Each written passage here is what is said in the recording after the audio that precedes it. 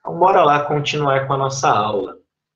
Então, hoje eu vou falar basicamente da parte de diagnóstico e volto a dizer, quem teve aula comigo de fisiologia ou de diagnóstico vai lembrar, o diagnóstico depende completamente da fisiologia. Eu preciso saber a fisiologia. Por que que eu preciso saber a fisiologia?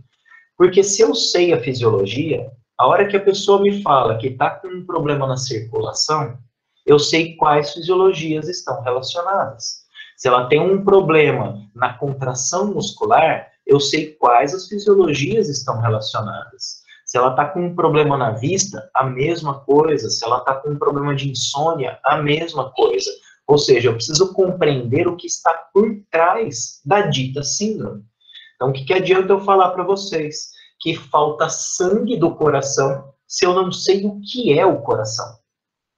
Então, para começar, lembrar que a fisiologia na medicina chinesa, ela excede aquilo que a gente chama de órgão.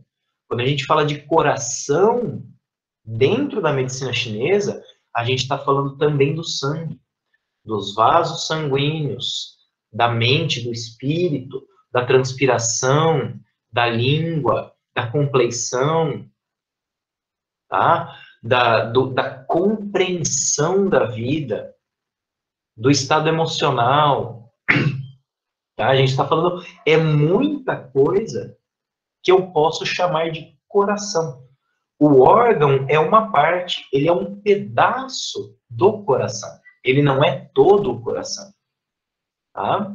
Então, lembra que muito da medicina chinesa é simbólico.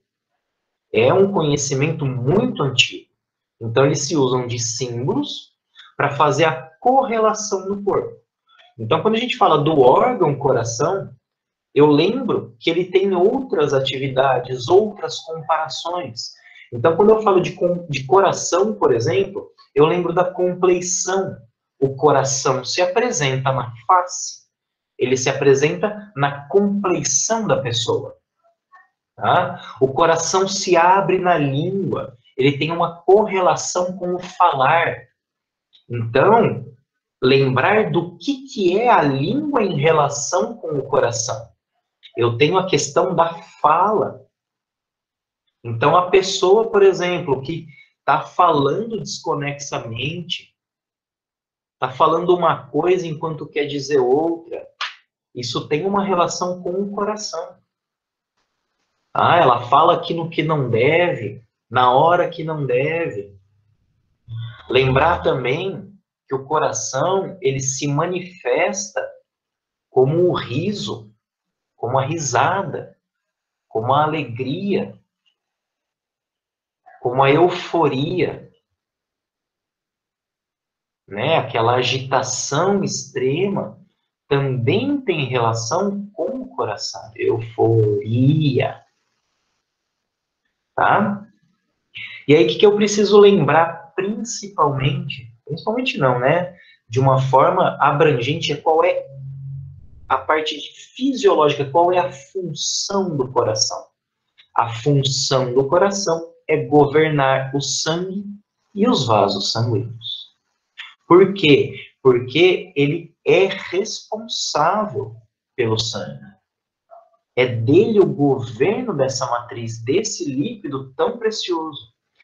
Tá? Então, quando eu falo de coração, eu lembro, o coração governa o sangue e os vasos sanguíneos.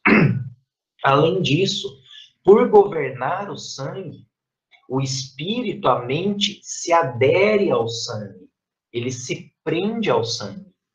Então, aí eu acabo vendo a relação do sangue com o espírito. Por que que o coração alberga o espírito? Por quê? Porque é ele quem é responsável pelo sangue. Tá? O líquido que o coração manifesta, cada um dos órgãos tem um líquido relacionado. O líquido dele é a transpiração. Tá? É o suor. E aí, como dito, e volto a enfatizar, ele se apresenta na face. Mas aí vai um pouco além disso. Por quê? Porque a qualidade do espírito se manifesta nos olhos. Lembra o caso que a gente viu na terça-feira? Os olhos estavam embotados. Então, faltava algo ali. Para quê? Para segurar o Shen. Quem segura o Shen? O sangue. Que sangue? O sangue do coração. Olha só. Então, eu começo a ver uma pessoa, talvez, que esteja com os olhos embotados ou com uma agitação muito grande, uma euforia muito grande, talvez possa ter uma relação disso com a diminuição do sangue do coração. Se o coração é que é o responsável por albergar a mente e ele se manifesta com a euforia, com a agitação, quem controla o Yang é o Yin. Então, se o Yang está se manifestando demais, sem controle, talvez falte Yin para segurar. Olha só, então eu começo a compreender como montar a dita síndrome. Como? Eu preciso saber qual é a fisiologia do órgão. A hora que a pessoa me fala o que está errado, eu comparo. Bom, tal coisa está errado, isso pertence a tal fisiologia. Isso se manifesta como Yin, como Yang. É excesso, é deficiência, mas a gente vai chegar até lá logo mais, tá? E aí lembrar que o coração se relaciona com uma víscera, que é o intestino delgado. Tá? E aí lembrar que a víscera, o Fu, é externo, é exterior, quando em relação com o Zang. Tá? Por isso que ele se relaciona no exterior com o intestino delgado. Os dois estão dentro do corpo, mas a víscera é Yang, enquanto que o órgão é Yin. Tá? Isso de uma forma mais abrangente, falando mais amplamente. Tá? E se ele é Yin, ele está mais interno, enquanto que a víscera é Yang, está mais externo. Ok? Então, essa é a fisiologia básica do coração. E aí, a gente pode colocar mais coisas aí, né? Que nem eu falei. A manifestação do riso, né? A alegria, a euforia. A gente pode buscar ainda outras coisas, outras relações.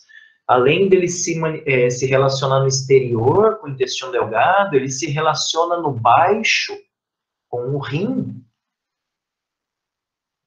Ele também tem uma relação com o pulmão que está em volta dele, né? Tá aqui, ó, mantendo. Ele também tem uma relação íntima com o pericárdio que está em volta dele. Então a gente pode ampliar essa fisiologia para relacionar, ou melhor, para saber quais são todas as relações do coração. Tá? Quanto mais eu souber de fisiologia de um determinado órgão, mais fácil vai ser para eu saber se é lá ou não que está o problema. Certo?